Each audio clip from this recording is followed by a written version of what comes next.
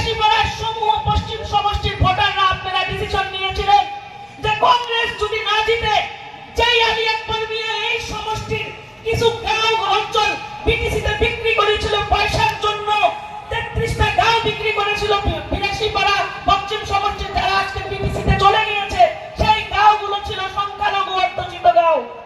সে আলী আকবর মিয়াকে আপনারা বিলাসীপাড়া পশ্চিম সমষ্টির কোনোদিনই ঠেকা দিবেন না, কোনোদিনই রাজত্ব করতে দিবেন না, যার জন্য আপনারা সব মানুষ একসাথে হয়ে আপনারা মৌলানা বশির আহমেদ কাশিমিকে বিপুল ভোটে পার করেছিলেন, হয় না? আপনারা পার করেছিলেন।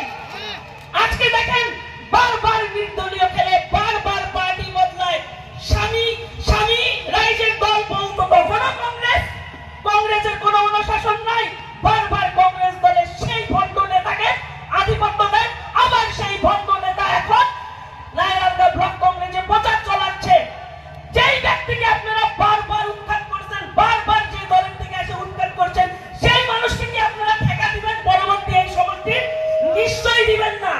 যদি না দেন, তাহলে রকিবুল হোসেনের আজকাল প্রিয় পাত্র সেই আলী আকবর মিয়া, যে আলী আকবর মিয়া বিলাসীপাড়া পশ্চিম সমষ্টির সংখ্যালঘু মানুষকে জ্বালিয়ে পুড়িয়ে শেষ করেছিল, মাস্টারগুলোর নামে কেস করেছিল, কি করে নাই? গতিকে আপনাদেরকে অনুরোধ জানাই যে এই ব্যক্তি আবার পাওয়ারে আসতে চাচ্ছে রকিবুলের হাত ধরে, তাই আপনারা হুঁশিয়ার। আজকে আপনাদেরকে একটা কথা বলি, কংগ্রেস দলের ভিতরে আমরা ছিলাম, 30 বছর কংগ্রেস করেছি, কোনোদিন দল ত্যাগ করি নাই, কিন্তু যেই ব্যক্তিকে প্রার্থিত্ব দেওয়া হয়েছে সেই ব্যক্তি কোন জায়গার? সেই ব্যক্তি 15 বছর এই ধুবড়ী জেলার ইনচার্জ মন্ত্রী ছিল। সকালবেলা 11টায় এসে পৌঁছাবে, ডিসিএসপি কে নিয়ে মিটিং করবে, একাচি ভর্তি টাকা নিয়ে চলে যাবে। কংগ্রেস দলের যারা আমরা বিষয়ববিয়া নেতা, পালি নেতা, কিছু কাজের জন্য বা কিছু মানুষের সহায়ের জন্য যদি সার্কিট হাউসে দাঁড়ায় থাকতাম, সে দলের নেতাকে দেখা করতো না। তার লাগে এসপিডিসি, তার লাগে টাকা, কোথায় ভিডিওর টাকা, সে টাকার জন্য ধুবড়িতে আসে। আপনারা প্রমাণ দিতে পারবেন? আজকে 15 বছর মৌলানা বদরুদ্দিন আজমল এমপি, একটা কোনো নজির নাই যে মৌলানা বদরুদ্দিন আজমল চাকরির জন্য টাকা দিছে, রাস্তাঘাটের পার্সেন্টেজ দিচ্ছে, কোনদিন কেউ দিতে পারবে না।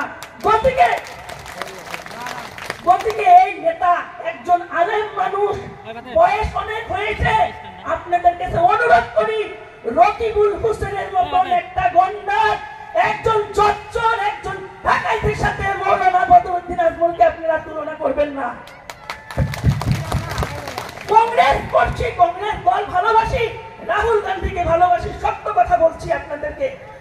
কিন্তু আজকে নারায়ণগঞ্জ ব্লক কংগ্রেসের ব্লকের নারায়ণগঞ্জ জিপির প্রাক্তন সভাপতি বলছিল যে মিয়া মানুষের বুকে আগুন দিয়ে রকিবুল হোসেন, আপনারা জানেন আব্দুল হামিদ, আব্দুল খালেক, ওয়াজেদ আলী চৌধুরী আমাদের মিয়া মানুষের বহু যোগ্য নেতা টিকিট চেয়েছিল, কিন্তু উনি জবরদস্তি এই মিয়া মানুষগুলোকে সরাই দিয়া, তাদের রাজনীতিকে দাবাই দিয়া, উনি জবরদস্তি টিকিট নিয়ে এখানে নেতা হয়ে এই ধুবড়ী সমষ্টিকে বিক্রি করার জন্য আসছে। ভাই,